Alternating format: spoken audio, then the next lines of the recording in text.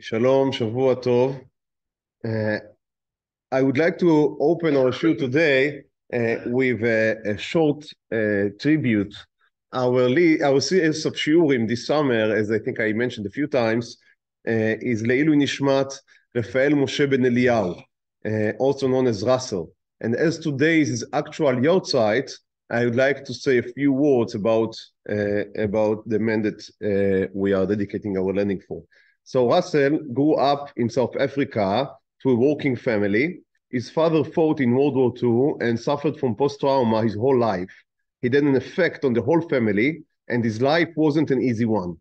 In spite of that, he was always very charismatic and had a big circle of friends. He was a very colorful personality and was larger than life. After high school, he became a cocaine addict for about 10 years. None of his close friends knew about it. In 1994, his whole life and many other people's lives were to change as Russell went into rehab. And in true Russell style, he didn't only become clean, but he set about revolutionizing the treatment industry. He set up clinics around the country and became an authority on the subject. He never finished high school, yet went on winning a doctorate in drug dependency and lectured to the medical profession. He was always scared of heights, but nonetheless, he got pilot's license and would fly patients and others across the country in a light aircraft. As is written in his tombstone, he literally saved the lives of many. Unfortunately, he died a few years later, that is 19 years ago, at the age of 37, leaving behind a wife and two young children, aged 6 and 4. תהיה נשמתו צרורה בצרור החיים. Obviously, there was someone that is donating in his memory. I didn't ask him that I would mention his name here, so I wouldn't try it now. If you would give me his permission later, I would send it. Okay. So that's a very important tribute I wanted to make. Now we will begin to speak about the Natziv. The Natziv is an acronym of Naftali, Tzvi, Yehuda, Berlin. So these are three first, I don't know if you can say three first names. Naftali, Tzvi, Yehuda, and his last name is Berlin, although I don't know if he ever had been in Berlin. But that is how it is. You know, you are not, if you really live in Berlin, you are never Berlin, because otherwise there would be thousands of people that just in Berlin, all living in the same city. You are only called Berlin or Berliner if you had once been in Berlin, or you have moved from Berlin to somewhere else. In the same way that Ashkenazi is always a Sephardic last name, right? Because no one calls you Ashkenaz if you live in Ashkenaz. Everyone is Ashkenazi. You're only being called Ashkenazi when you move from Ashkenaz to Sfarad. So that's about his last name, Berlin. So I guess that one of his forefathers came from Berlin or visited Berlin or something. His name, as I said, was Naftali Tzvi Yehuda, but he was called Leib Hirsch in Yiddish. So a lot of names, but it's a as we will see, it's a big personality, and you can name many names to a big personality. Now the Natziv, Naftali Tzvi Yehuda Berlin, can be called he's not the founder of the yeshiva. The founder of the yeshiva is Reb Chaim of Volozhin, about whom the student of the Gra, about whom he spoke, I guess a few months ago. But he can be seen as the father of the world of yeshiva. He is really the man that shaped the yeshivish or yeshiva worldview as we know it today. And by doing so, he shaped Lithuanian Jewry to a very large degree, and also presented you may say lifestyle, a whole worldview of how can a faithful Judaism cope and thrive in the modern world. So that's in very short sentences, and now let's delve deeper into what I just said. So the Natziv was born in 1816 in a small shtetl named Mir in what is now former Russian Empire. Now, it so came to be that I think that Mir is more known in the Jewish world than in the Russian world. It's a very small place. I would not be surprised. I didn't check. I wouldn't be surprised if nowadays there are more students in the Mir Yeshiva in Yerushalayim than there ever had been Jews in Russian Mir. I think that's very probably the case. So it was a small shtetl, a state like all other states, meaning 90% Jews, and they were serving the local residents. They were like the Jews in the Russian Empire, as in many other places. It's a faith, it's a religion. You can say it's an ethnicity or a race, but it was also an economical force, because almost all of them were different types of businessmen. So it can be people that give loans, bankers, what we call today. It can be traders, importers, exporters, but you needed a few of them in every region in order to facilitate the business, in order to facilitate economy. And wise kings and rulers knew that, and knew that they needed Jews. Less wise rulers and kings, which unfortunately for the Russian people, they had plenty of these, were less understanding of that, and they were, many times, they tended to injure the Jews, and the Jews obviously paid the highest price, but in the end, the people also suffer. That's something that is important, I think, also to understand. So he was born in Mir, and the family was somewhat of a Chashuv family, meaning they had an ichus, not in the recent generations to great rabbis. They were all Torah scholars. They were, as I said, it was an important family, but his father was a Talmid Chacham, no question. Very, very learned.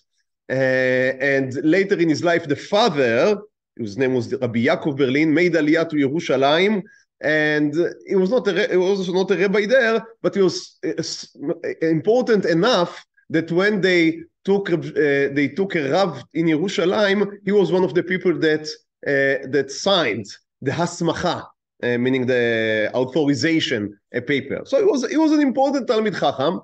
However, he was a businessman, a socher, a trader in his work. Sometimes when you read the history books, it seems that all the Jews, their name were businessmen. That was, what do you do? I'm a businessman. Business in what? In whatever there is. It was called a Lufthansa, right? You'd buy here and you'd sell there and you'd buy. And everyone was involved in that. So they had, I don't know, wood and far and everything that can be traded was traded by the Jews. So that was his father was doing. And he was born there. Obviously, he was a genius from a very young age. We don't have the details. I mean, one of the greatest sources for the life of the Natziv is from his youngest son, Rabbi Meir Bar Ilan, who was later a very important Mizrahi, askan. How do you say askan in English? Functionaire.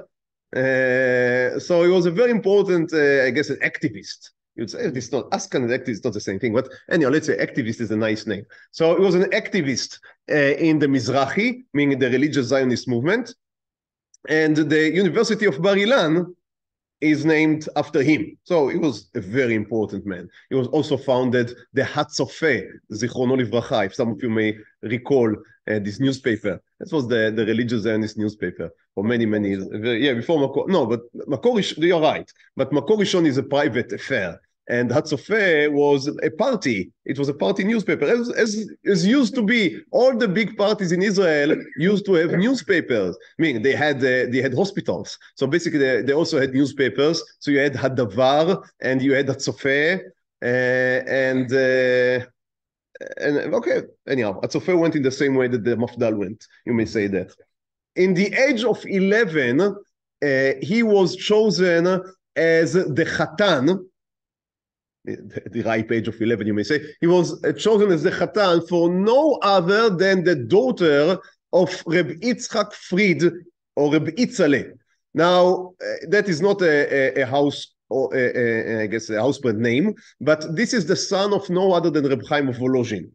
So Reb Chaim of Volozhin, the student of the Gra, the founder of the Etz Chaim Yeshiva in Volozhin, better known as the greatest Volozhin Yeshiva, and the great Volozhin Yeshiva, and his son was the Rosh Yeshiva, the son of Reb Chaim continued him, and he wanted this young man from Mir. So you can understand how well known he was, that in the age of 11 and a half, 6 months, he was chosen as a Chatan. Now it took another year and a half before the Chatunah was to really take place. I don't, if you can choose in the age of 11 and a half, I'm not sure why do you need to wait.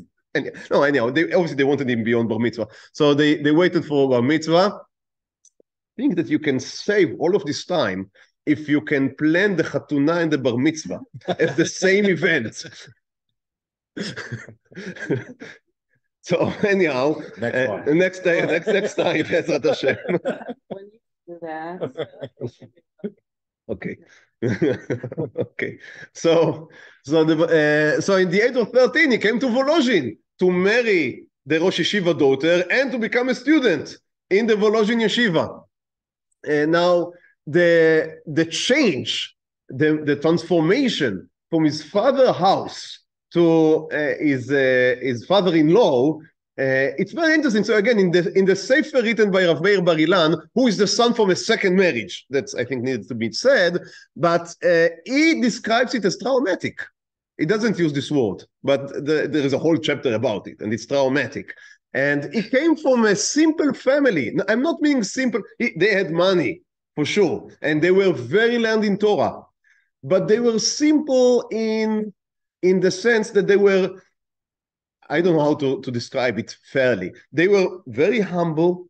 They didn't think about how we would lead the Jewish world.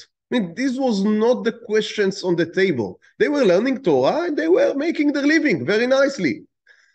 But in the Volozhin Yeshiva, we speak about the son of Reb Chaim of Volozhin, and we speak about how to bring the Mashiach. We speak about how to lead the Jewish. What do the Jewish? That's like coming from a small village into the king's court. That's the mashal that the son of the Natziv is using.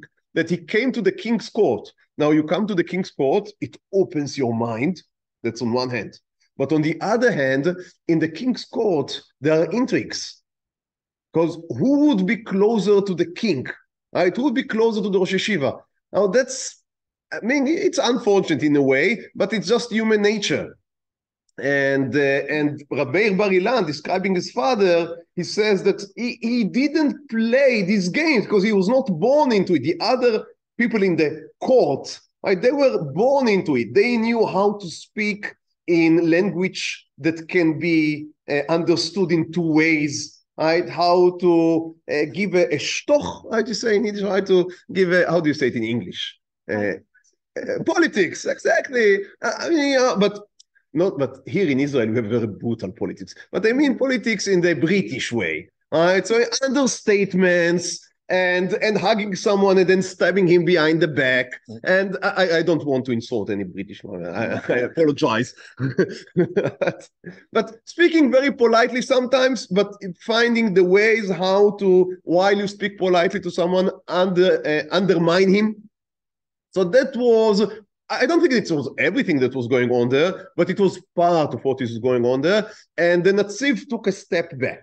I mean, he didn't feel comfortable with that. What he wanted to do was to learn Torah. So he sit and learned, and basically we hear almost nothing of him for the next 20 years. I mean, he got married to the Rosh Yeshiva daughter. The Rosh Yeshiva passed away later, and his older Chatan, he had another Chatan, meaning another son-in-law that took his place. And again, and the Natziv is sitting and learning. Only after this first son-in-law also died young, then they came to the Natziv and they said, we want you to continue the Rosh Yeshiva. And he became the Rosh Yeshiva of Volozhin, and he kept this title for the next nearly 40 years. So he was Rosh Yeshiva for 40 years, till a year before his death. It was Rosh Yeshiva for 40 years, and to a large extent, the yeshiva was shaped, as I said, in his image. And as Volozhin is seen as the mother of yeshiva, of the Lithuanian yeshivot, that needs to be said, but what other yeshiva should be spoken about, right? So as Volozhin is seen as the mother of the Lithuanian yeshivot, he shaped the image of what a Litvish yeshiva, a pure Litvish yeshiva should look like. And that's a very important role that he played. In his lifetime, the yeshiva grew from 100 students to 500 students. So that's 5 times fold. That's a big growth. And he was responsible for everything. I mean, he was the Rosh Yeshiva, and again, in that, he created a certain type of also a Rosh Yeshiva. He didn't only give shiurim. He saw himself as responsible for every need of any student. It's described in many, many, many accounts that he knew every student he had. He kept connection with his students over the years. He would walk into the Bet Midrash at night, and if he would see a student, he would offer him a cup of tea that he himself would make. The Rosh Yeshiva, the big Rosh Yeshiva, would make a cup of tea for the students sitting and learning, and some of them he would send to their beds. He'd say, you are too young. We have to remember, in that times, Yeshiva was not for 20 years old guys. I mean, these were Avrechim. Yeshiva was for 13 to 18, basically. People stayed later, but that was usually the prime age for Yeshiva. These were young guys. It was also like a high school, in the sense it was very active. There were demonstrations. The guys will educate them to independency. It was very important for them. And also that became part of the lore of yeshivish culture, that the Rosh Yeshiva is an important Rav, and you learn from him, no question, but part of education, of yeshiva education, is to become an independent learner, that you'd be able to learn by yourself, to study by yourself, to come to your own conclusions, and sometimes, if there is a need, even to dispute your Rosh Yeshiva.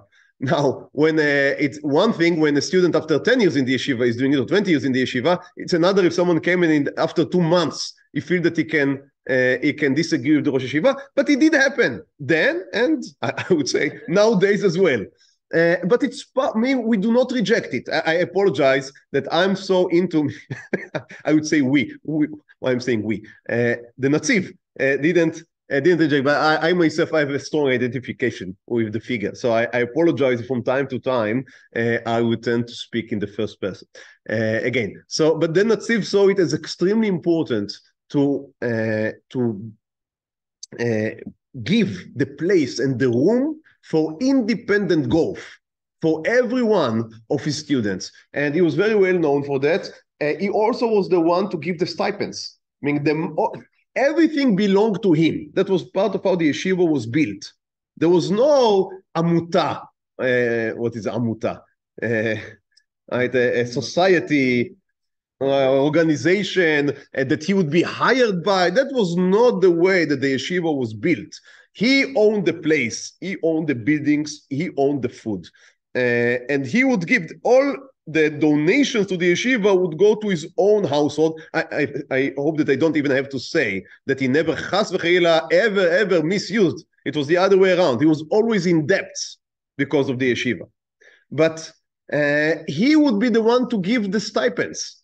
And he would hand them according to what he thinks every student needs and deserves. As you can imagine, some students were not happy with the result.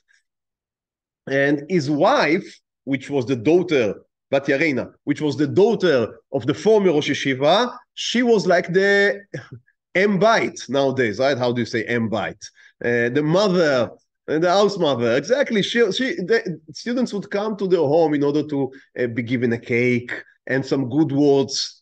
And she was also very much involved in giving out the stipends, which later became problematic, meaning it was easier for the students to blame her and not the revered Rosh Yeshiva, as you can imagine. So sometimes she became like their target for their, I guess, tiskulim, frustrations. Yeah, so she became their target. But anyhow, they were the example couple for everyone there, how to manage a household and how to dedicate yourself to Torah learning. Now, he had a second in command in the yeshiva, that his name was Rabbi Yosef Dov Ber Halevi Soloveitchik, and also known by the book that he written that is called the Beit Halevi, the Shut Beit Halevi. Now, it was very interesting because while the Natziv, Naftali Yehuda Berlin, was all into Bekiut, meaning have a vast knowledge in all of Torah, and Pashtanut, being simplicity, understanding things as they are, and investing your energy not in pilpul necessarily, but in the ability to master everything. And the Beit HaLevi, his second in command, was just the opposite. Obviously, also was knowledgeable in all rooms of Torah, but he put the emphasis not on knowledge, but on understanding. I mean, you can sit for a day on one line in the Gemara, but know it to its depth. So it became like a machloikes, as it happens in yeshivot. So there were students that would go after the Natziv, and there would be students that would go after Rabbi Yosef Dov Halevi Soloveitchik. While personally, they were able, again, it's like a court. So, or if you would want a parliament. So sometimes tensions would rise. But basically, on a personal level, they were able to cope with each other. But as happens many times, when it comes to the students made what was machloket leshem shamayim, they made it into a dispute about ego and about my way of learning is better than your way of learning. And the yeshiva really split into two camps, and it became a danger. History always, goes in circles.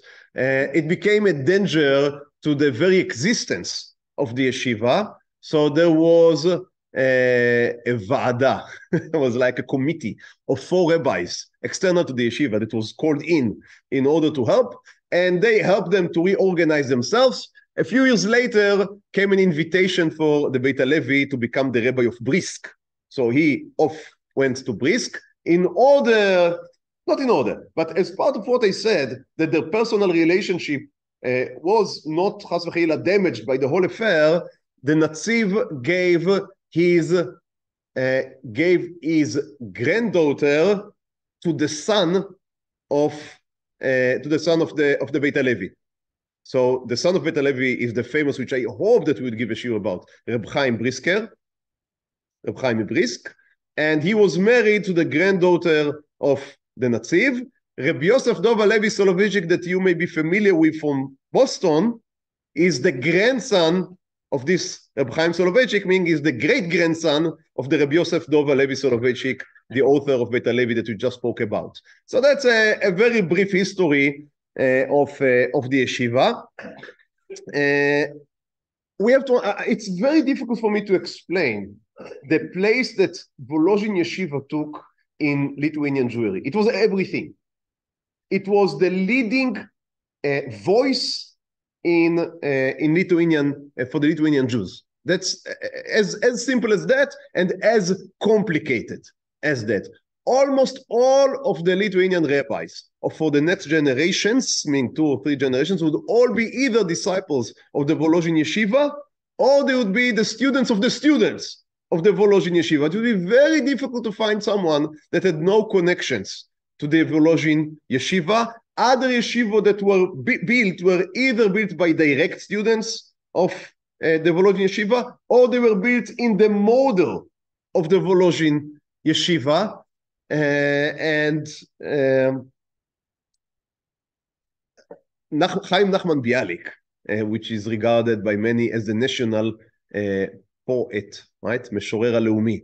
So he also visited the yeshiva, the Volozhin Yeshiva, for less than a year. He visited for different reasons. When he came there, he was Torah was not necessarily his first concern, but he thought it would be the best way to get educated, to get a scholar, enlightened. So again, that says something about the nature of the yeshiva that the Natziv built. As I said, he was all for independency. And that meant that guys were given some leeway. Now, some leeway. There were limits. And you have to understand that we speak about Tsarist Russia. Even if you would not put limits on what guys can read, the secret police, or not so secret even police, would keep limits. If you would read something that speaks about socialism, or something that speaks about progress, then that would be the end of you, maybe the end of your roommates in the yeshiva, and maybe the end of the whole yeshiva. So things had to be kept in check, but nonetheless, it was a center not only of Torah, but of everything that a man can know. So that's why he came to the yeshiva. Again, I don't think that that's what the Natziv wanted, people coming only to get knowledgeable in Haskalah, but nonetheless, it was the reason why he came. By the way, he was very disappointed. He said, guys here are learning much more Torah than what I thought they would be. So that's not why I came. But anyhow, he himself wrote a poem called Hamatmid. There are no English word for this type of terms. Hatmada means to be dedicated to something, so that you are always Hamatmid. Masvit, okay? Hamatmid is someone that is always learning, and it's a beautiful, beautiful poem. And in the end, he says that the yeshivot, and this is Chaim Nachman Bialik, that's not a Rav in a shul. He says the yeshivot are, I say it in Hebrew the way that he says it, Bet ayotzer lenishmat hauma. This is the building place for the spirit of the nation. And that's how in Lita, the Jews of Lita obviously, that's how they saw yeshivot in general and the Volozhin yeshiva in particular. That is where you build, where you strengthen, and where you produce the spirit of the Jewish nation. Without yeshiva, there would be no spirit of the Jewish nation. And to a large degree, that was, I think, correct then and correct now. That's how it's educated, and that's what I firmly believe. And as I would explain, Be'ezrat Hashem, as we continue, I think that by creating this atmosphere, which he didn't invent it, obviously that's an inheritance from Reb Chaim of Volozhin and from the Gra before, but in the modern world, it became something that you cannot give up on. It is completely necessary in order to continue Yahadut, faithful Yahadut, authentic Yahadut, having these yeshivot, as I hope to explain. But let's speak a little more about the legacy of the Natziv. So the Natziv wrote many, many sefarim, and that's again a difference from the brisker side of the Yeshivat Volozhin, which were very difficult on writing, wrote very little when they wrote. The Natziv was very much into writing, and he wrote a responsa called Meishiv Davar. He wrote an interpretation, a commentary on the Torah, which was, by the way, learned here. We have here a Parsha Shiur every morning before Tefillah, before Shachrit, and for a whole year, maybe 2 years, I don't remember, they learned Natziv, the העמק Davar, on the Torah. He was very much into the Geonic period, which almost no rabbi before and after was very much into. He was very much into the Geonic period. That's part of his love for bekiut, for knowledge. And he made almost a scientific edition of one of the most important books of the Geonic period called the She'iltot to Rav Achai Gaon. He looked for manuscripts, he bought manuscripts, he compared them, all of that without going to university for 1 minute. He had it in him, just a born tendency for the scientific endeavor. And he compared the manuscripts and worked and printed an edition which is, to the best of his abilities, was both accurate in the text, and he also added his own comments, which I guess are 3 times as long as the original text. So very, very, very scholarly enterprise. That is the העמק שאלה. Also, he wrote a sefer chidushim, a novelties on the Gemara, on the Shas, named Meromei Sadeh, and many, many more. And many, many more. Now, I would like to learn with you a few experts from his Torah, and I think that they would give us a very good view into who the Natziv was and what his what views were. Let's begin with the first source. That is his introduction to Beraishit in his commentary on the Torah. So he sees that as the foundation of Torah. That's why I wanted to bring it as the first source. And he says, זה הספר הנקרא ספר בראשית. So this book is called ספר בראשית. And that's the sefer named by the Nevi'im, the prophets see it as ספר הישר, the book of straightfulness. Now, what does it mean? הישר, being ישר. He explains, בחורבן בית שני, at the days of the destruction of the second temple, היה דור עיקש ופתלתל. They were a generation that were not straight. They were פתלתל, twisted. Now, what is the difference between being straight and being twisted? He says, לא, פירשנו, היו צדיקים וחסידים ועמלי תורה. He says, do not think for a minute that they were just רשעים, that did עבירות. That's easy. They were desecrators of Shabbat. They are the, excuse me for the word, and he wouldn't use it because it's after his time. They were chilonim, so we are fine. Right? That's the easiest way. That's the reshaim. He says, no, that's a big mistake. They were tzadikim vechasidim ועמלי Torah. They were righteous, they were pious, and they were Torah learners. So what else can you expect? He says, אך לא היו ישרים בהליכות עולמם. They were not straight in the ways that they walked in this world. What does it mean?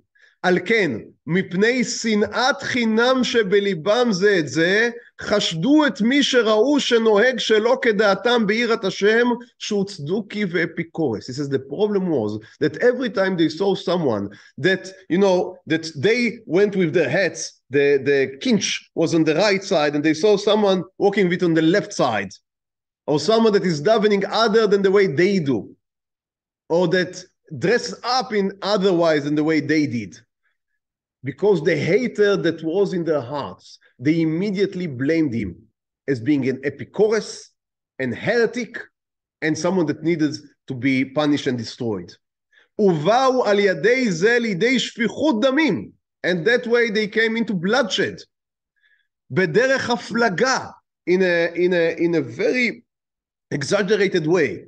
ולכל הרעות שבעולם, and all the bad things in the world happened to them. These tzadikim, right? People that they were interested in doing mitzvot, but doing mitzvot my way. עד שחרב הבית, that caused the destruction of the temple. ועל זה היה צידוק הדין, שהקדוש ברוך הוא ישר הוא, ואינו סובל צדיקים כאלו. So God cannot stand, he says, this type of tzadikim. Tzadikim. So that's a riddle for you at home. You can ask, what type of tzadikim God cannot stand? These are the type of tzadikim that hold that only their tzadikut is right and everyone else is wrong. Not only wrong, but heretic. Because what I do, it's so simple that it's truth. That if you cannot see it, either that you are an idiot or that you are wicked. But these are the only two options. Because it's clear that I am correct, isn't it? שהקדוש ברוך הוא ישר הוא, God is straight, ואינו סובל צדיקים כאלו, he cannot stand this type of righteous people. אלא באופן שהולכים בדרך הישר גם בהליכות עולם, ולא בעקמימות, אף על גב שהוא לשם שמיים. He cannot suffer people that go in twisted ways against their friends, even if it's for heaven's sake. דזה גורם חורבן הבריאה והריסות יישוב הארץ. Because these ways, these twisted ways, they cause the destruction of the world and the annihilation of the settlement of the land. וזה היה שבח האבות, it says that ספר בראשית. ספר בראשית does not have mitzvot in it. It only comes to teach you what we say, דרך ארץ קדמה לתורה.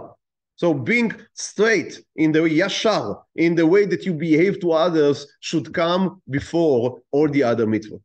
That's what he says here, which I think is being said in a very strong voice. And by that that's for him is the foundation of everything. That's how you begin. So you see also the educator in him coming into place. Because there is one way of educating in which I say, I want all my children, students, disciples, conjugates, whatever it would be, all of them should be modeled after what I think is the ideal, which usually would be myself. That's very far from what he believed in. He believed that there are, obviously, he was orthodox in the sense that he believed there is one truth. But he believed that this truth is wide. And there can be different expressions to this truth. And even when you are in dispute with someone, then you should respect. That's very basic. It's sad that you have to say it like it's a great novelty. But even if you're in dispute with someone, you should respect him. And now it's not only a nice drasha that he is writing in the beginning of his Perush Torah. I would like now to read one of his responses that he is writing here. That's in a response to an ad-op, right, by one of the editors in one of the newspapers that back then were the periodicals that were appearing back then. And this, I don't have the original, the original letter that he's reacting to, but basically it seems that the writer was all in for some type of a separation of communities a la the Hungarian style or the Hirschian style, right, in which you say, okay, you are reformers, you are epicoses, you are whatever you are, very nice, let's go each one to his own way, and we'd separate our communities. Now, someone like the Natziv, heading the greatest yeshiva, you would imagine that he would be all in for that, right? He's the head of a yeshiva. He's not some community Ra'av who wants to respect everyone. Maybe his position is dependent on also taxes that are being paid by the less observant congregants. No, this is not the matter. He's Rosh Yeshiva. However, that's what he writes. Hen ha-ma'arich. Ma'arich is what we nowadays called orech, meaning the editor. Ha-ma'arich katev ma she'inav ro'ot ba'asher hu sham, כי לא כדורות הקודמים הדור החי עמנו. So he begins with quoting the editor who wrote that now we live in a new time. It's not as it had been. We always had, that's what the editor wrote, we always had people that were less observant. But it's the first time that they take leadership and now they influence the general population. So in order to defend the regular people, we must distance them from these bad influences. Right? That's the part of the reasons why you want to separate communities. And he says to that, I skipped the second paragraph of source bet, ומראש יש לדעת. So I want to begin by telling you, שלא כדברי המעריך. He's wrong, just historically he's wrong.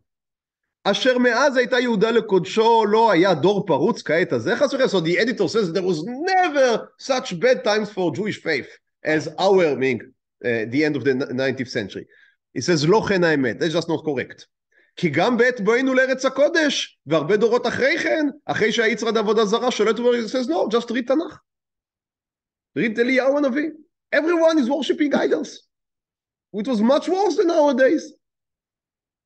So that's, I see it as very interesting. Why? Even just this historical awareness.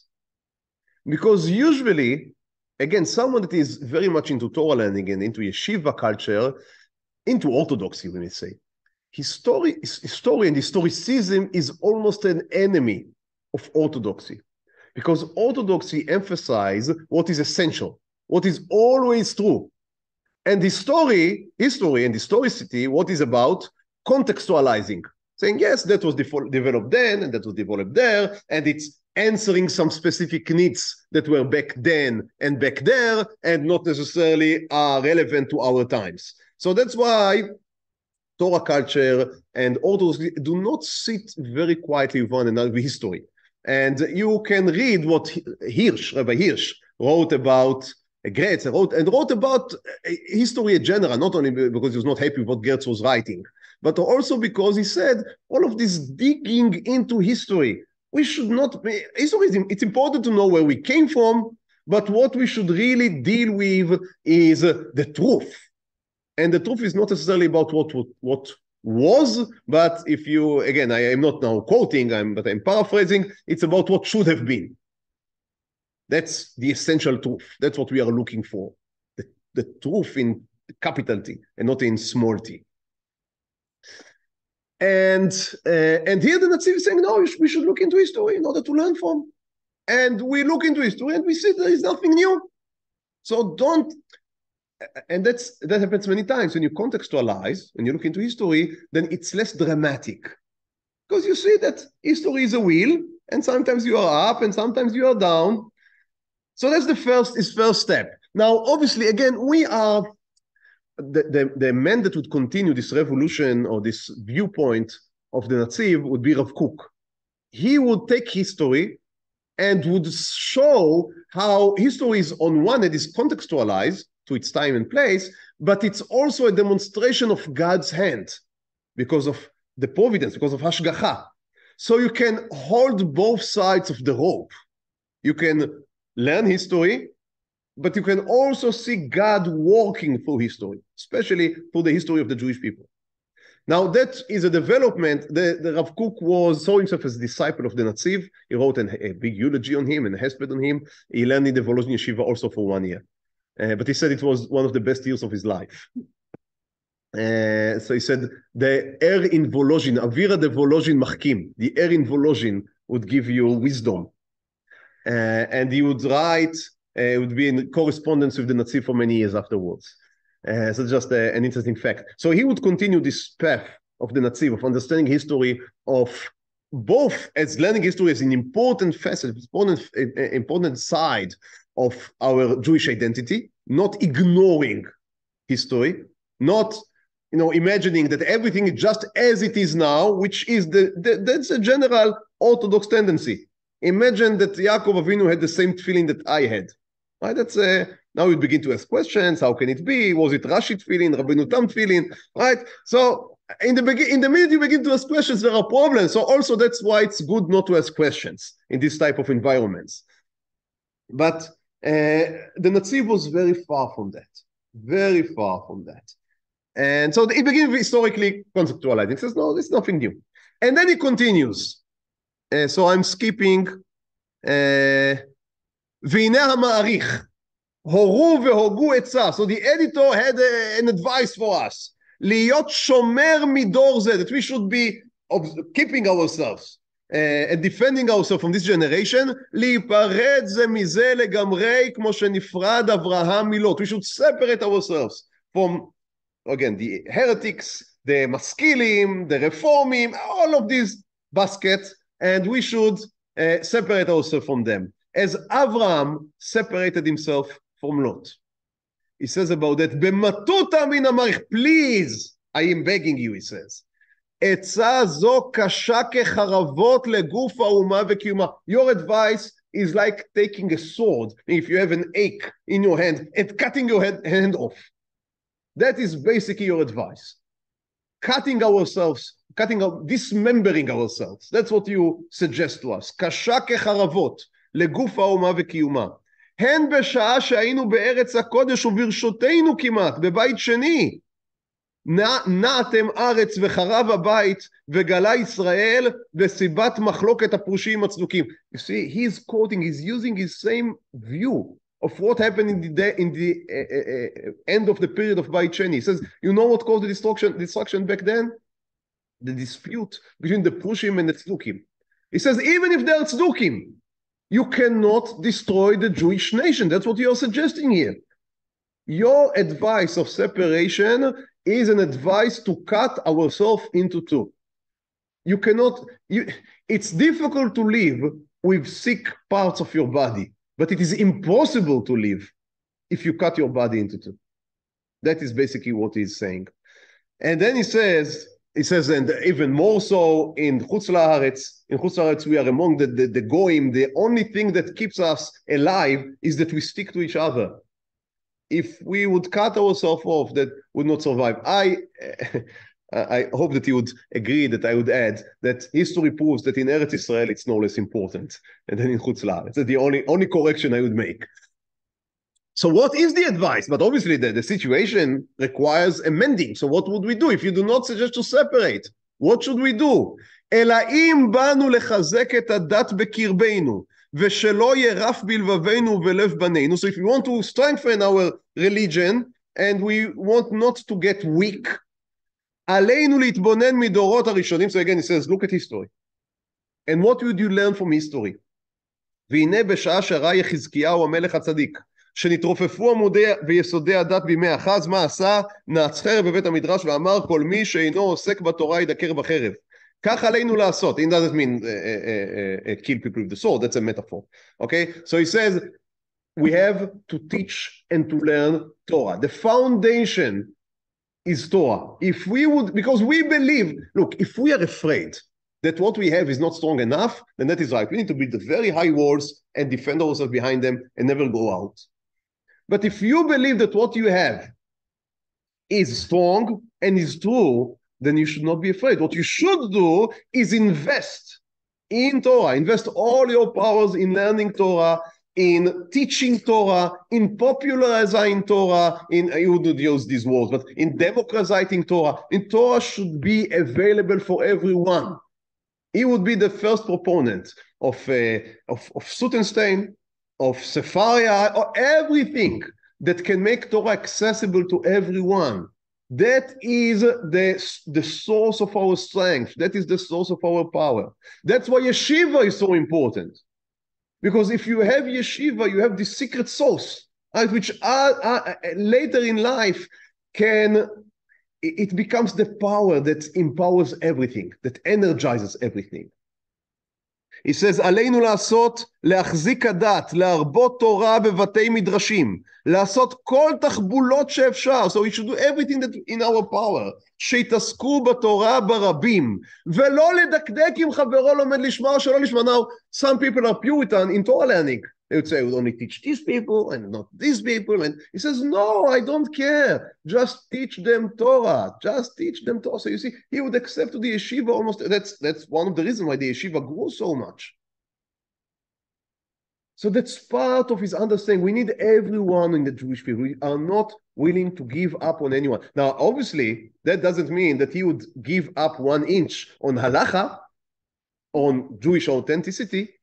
No, there is no question about it. So he would stand his ground, but he's not running away from the playfield. He says, I am coming with a very strong power, a very strong answer, not only to the problems of modernity, to what I believe would give us. I'm not only about survival, I'm about growth. And I believe, he says, I believe that what I am coming with, that's Torah learning.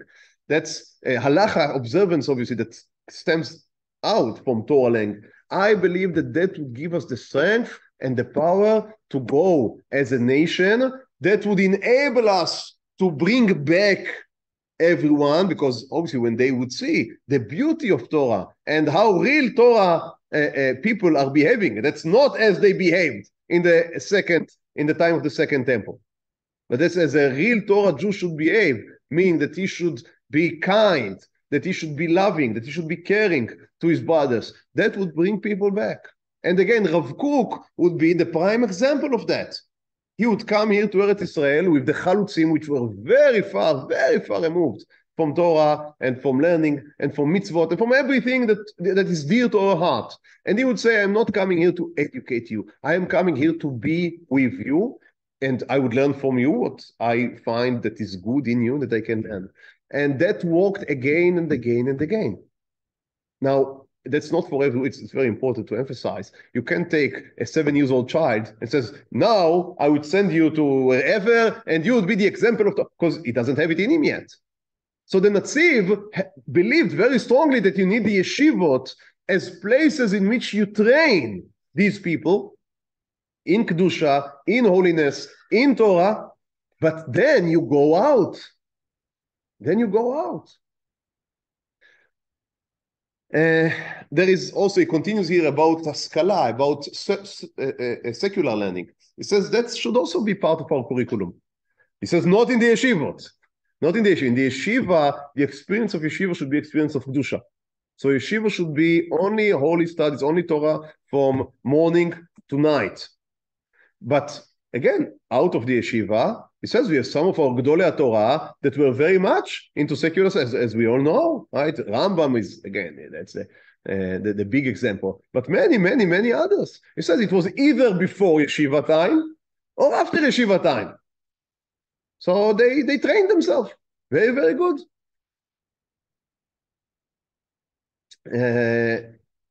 That's that view that we should be, on one hand, very much inclusive. Try to get our tent should be as big as it can be. But on the other hand, our tent is big not because we give up on what we believe in, but because we strengthen ourselves in what we believe in. That's a very hard trick to play. It's easy, it's slogan, so it's easy to speak that way. It's harder to do that. I think I already quoted you an interesting story told about Rabbi Yosef Dovalevi Soloveitchik, from Boston. And they say he was the head of YU, as you may know, at Yeshiva University. And they say that once one of his students came to him and asked him if he should go and learn, I think it was philosophy. Should he go and learn philosophy? And Rav Soloveitchik said, yes, of course you should. It would enlighten you. It would widen your horizons, and you'd be a better Torah man. You'd be a better Oved Hashem. And the student asked him, but some people learn philosophy and they lose their faith. So Rav Soloveitchik told him, we go on planes. Some of them crash, but most of them fly. So the students went to learn philosophy. And the story goes that a few years later, he met Rav Soloveitchik and told him the plane crashed. So it can happen. It can happen. And it's important also to understand. I think the Natziv understood it. Again, he had students in his yeshiva that were not yeshivish type. That is clear. I mentioned some of them and there were others. He knew very well who is he dealing with, but he wanted to create in his yeshiva a place in which Torah would be so strong. I would dare to say the following. Even the people that went out of Volozhin yeshiva and were not observant later, but they saw something real and they admired it many, many years later, and that including Chaim Nachman Bialik we mentioned earlier. He had a very warm spot to Torah. He didn't believe in it, and he didn't, in his own private life, he was not observant. However, he was against, for example, Chilul Shabbat in Tel Aviv. He wrote to the Rosh Ha'ir, the mayor of the time, when they had I think a store open or something in Tel Aviv. It's so strange nowadays to speak about it. But so he wrote a very angry letter that the Hebrew city of Tel Aviv would not observe Shabbat. Obviously, every man in his house would do whatever he wants. But the Jewish people would not observe the Shabbat. He couldn't believe it. And he wrote the Sefer HaAgada, as some of you may know, in which he tried to gather all of the Agadeta of the Shas. Why? Because he understood. So when you see something that is real, even in the end, you do not identify with it. But you saw something that is authentic.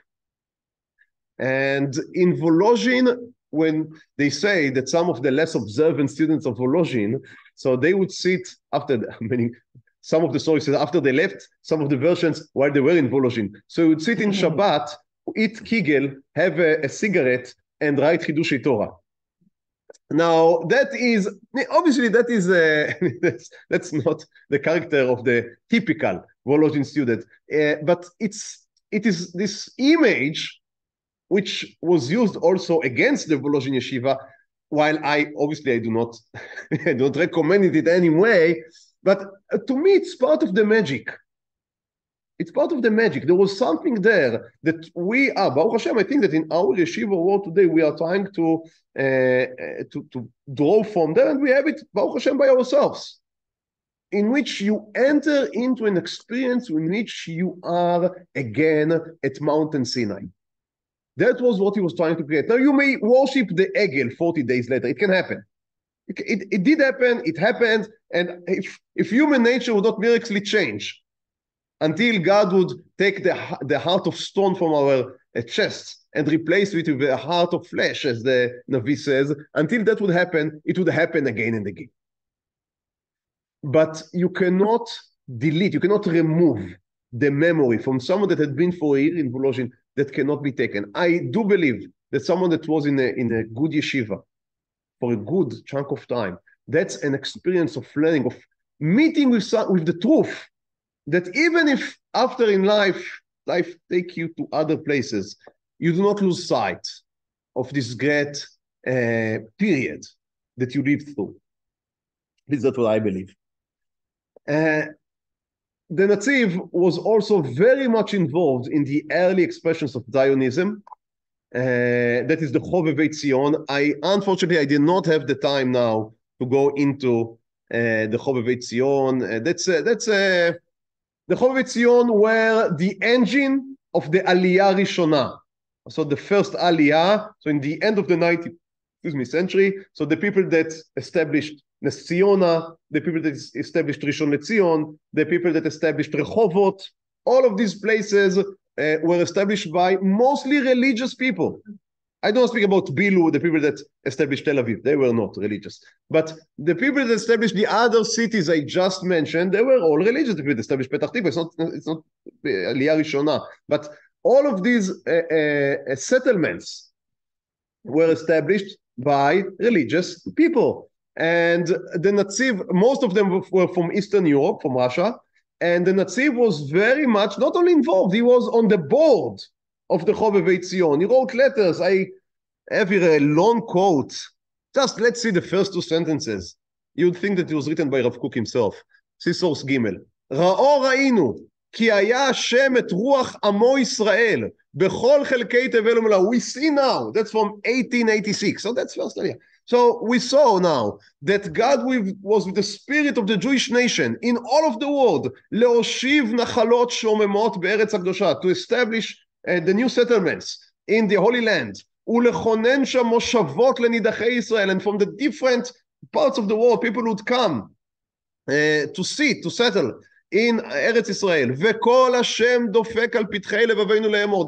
The voice of God is knocking on our hearts, proclaiming, פיתחו לי פתח בפעולתכם. Open for me a little opening in your act. In your act, that's Zionism, right? In your act, do not sit in חוץ לארץ waiting for you to be redeemed.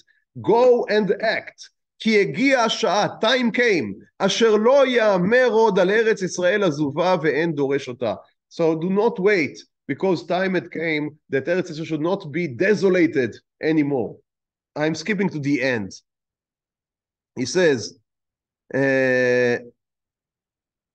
וכמו שהיה, just the 5 lines from the end. וכמו שהיה בימי עזרא הסופר, as it was in the time of the beginning of the first temple, in the days of Ezra the scribe, שקיבץ איזה אלפים מבבל מכל סוגי בני אדם. So when he wanted to make aliyah, he gathered people from Bavel. Were there only the greatest tzadikim? Not necessarily. All types of people, he says. גדולי תורה ויראי השם, they were righteous and people that are learning Torah, וגם מאותם האנשים נושאי נשים נוכריות. It's not, but he also brought with him people that were married to goyot, אשר היו מורגלים בחילול שבת, people that were desecrating the Shabbat, ולא ידעו את התורה, people that had no knowledge of Torah. He was not shy of bringing them as well. Everyone counts, every Jew counts. No one should be left outside, no one should be left back. כל אלו נתקבצו והכינו יישוב בארץ בערים. All of this came in and they built these Jewish cities. עד שאחר כך נתמלא הארץ בבניה. Till we were able to fill the land with its children. And children, you know, however they behave, they are your children. So if they are the children of Eretz Israel, regardless if they are observant or not observant, they should be here. And we should encourage them to come.